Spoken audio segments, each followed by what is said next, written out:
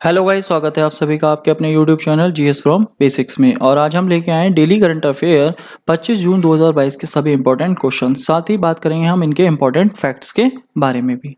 तो चलिए शुरू करते हैं हमारी आज की वीडियो। तो आज का हमारा पहला क्वेश्चन है, प्रतिवर्ष अंतर्राष्ट्रीय ओलंपिक दिवस का आयोजन कब किया जाता है? तो ये कब किया जाता है?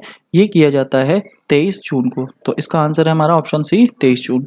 और 23 जून को ही क्यों किया जाता है? क्योंकि 23 जून 1894 में अंतर्राष्ट्रीय ओलंपिक समिति की स्थापना हुई थी।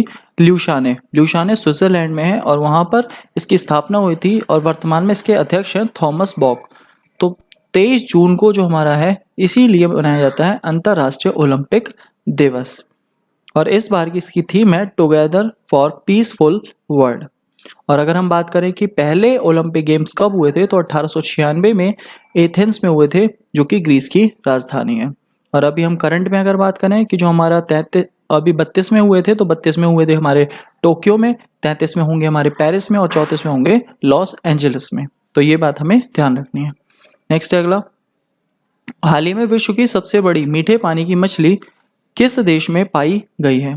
तो जो मीठे पानी की मछली है ये हमें कहाँ मिली है? ये मिली है हमें कंबोडिया में। और कंबोडिया में किस नदी में मिली है? तो ये मिली है मेकांग नदी में। और मेकांग नदी क्यों फेमस है? क्योंकि विश्व की दूसरी सर्वाधिक जैव विविधता वाली नदी अगर कोई है तो मेकांग नदी है। पहली है हमारी अमेजन और दूसरी है हमारी मेकांग। और मेकांग में ही अगर देखा जाए ये है हमारी कंबोडिया में, और कंबोडिया में ही हमारी विश्व की सबसे बड़ी मीठे पानी में पाई जाने वाली मछली मिली है, जो कि 13 फीट की एक स्टिंगरे मछली है जो मेकांग नदी में मिली है। तो ये बात हमें ध्यान रखनी है। नेक्स्ट है हमारा अगला क्वेश्चन, 21 जून 2022 को किस देश ने अपना पहला घरेलू निर्मित अंतरिक्ष रॉकेट नूरी का सफल प्रक्षेपण किया है? तो ये जो प्रक्षेपण किया है ये हमारा किसने किया है? ये हमारा किया है दक्षिण कोरिया ने। तो दक्षिण कोरिया ने इससे पहले भी नूरी का प्रक्षेपण किया था, लेकिन वो असफल रहा था। लेकिन अब जो इसने दोबारा से किया है तो ये सफल प्रक्षेपण रहा है। तो इसी वजह से इसका आंसर हो गया दक्षिण कोरिया। और उत्तर कोरिया और दक्षिण कोरिया के बीच में एक लाइन है, उस लाइन है हमारी 38 डिग्री पैरेलल, 38 डिग्री समानांतर रेखा भी कहा जाता है इसे। और ये उत्तर कोरिया को दक्षिण कोरिया से अलग करती है। और दक्षिण कोरिया अभी जो थी उसने एक कप जीता था, उबेर कप, और उबेर कप बैडमिंटन का था। तो हमारा दक्षिण कोरिया ने उबेर कप चीन को हराकर जीता था। और साथ ही अगर बात करी जाए थॉमस कप, तो थॉमस कप भारत ने जीता था इंडोनेशिया को हराकर। नेक्स्ट है अगला, 22 जून 2022 को भारत में आइकिया के सबसे बड़े स्टोर का उद्घाटन किस राज्य में किया गया? तो किस राज्य में हुआ है? ये हुआ है कर्नाटक में। और जो आइकिया है, आइकिया ये स्वीडन की कंपनी है, और स्वीडन की कंपनी है, ये काम करती है फर्नीचर का या फिर होम फिनिशिंग का। तो होम फिनिशिंग मतलब घर की जो सजावट होती है उसके लिए काम करती है।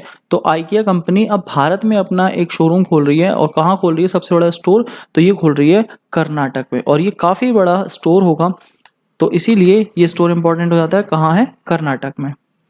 नेक्स्ट है हमारा अगला क्वेश्चन, हाल ही में किसे federation of international cricket association की पहली महिला अध्यक्ष नियुक्त किया गया है? तो ये किया गया है लीसा स्टालेकर को। तो ऑप्शन डी हमारा इसका राइट आंसर है। अब लीसा स्टालेकर बहुत ही इंपॉर्टेंट नाम है। क्यों? क्योंकि इनका जन्म तो हुआ है भारत में, लेकिन ये भारत की खिलाड़ी नहीं है, ये ऑस्ट्रेलिया की खिलाड़ी हैं। और ऑस्ट्रेलिया की बहुत ही जानी मानी खिलाड़ी है, क्योंकि 2010 में जो T20 वर्ल्ड कप हुआ था तो उसमें ऑस्ट्रेलिया को जो जीत दिलाई थी वो इन्होंने ही दिलवाई थी। तो इसी वजह से इनका नाम बहुत ही फेमस है।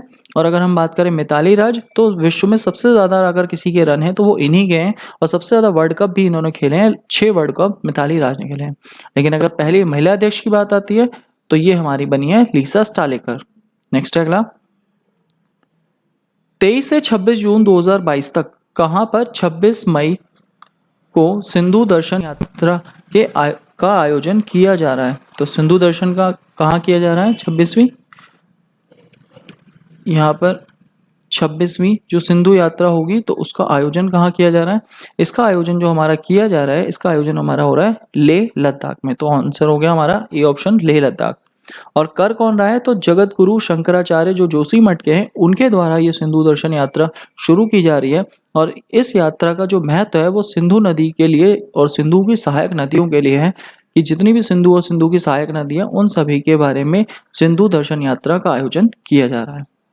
नेक्स्ट है हमारा अगला, हाल ही में जारी वैश्विक लिवेबिलिटी सूचकांक 2022 में दुनिया का सबसे रहने योग्य शहर कौन सा है? तो सबसे रहने योग्य शहर कौन सा है? हमारा ऑस्ट्रिया है। और ऑस्ट्रिया अगर देखा जाए कहाँ का है, तो ऑस्ट्रिया हमारा ऑस्ट्रिया की राजधानी है वियना। तो वियना इसका आंसर होगा, ऑस्ट्रिया का वियना।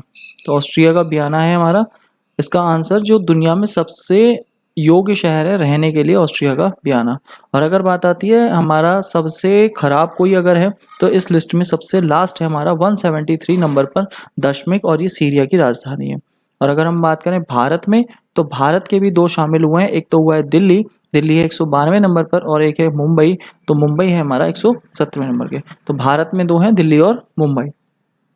नेक्स्ट है अगला, 23 जून 2022 को भारत के संचार उपग्रह जीसैट 24 का सफल प्रक्षेपण किया गया है। कहाँ से हुआ है?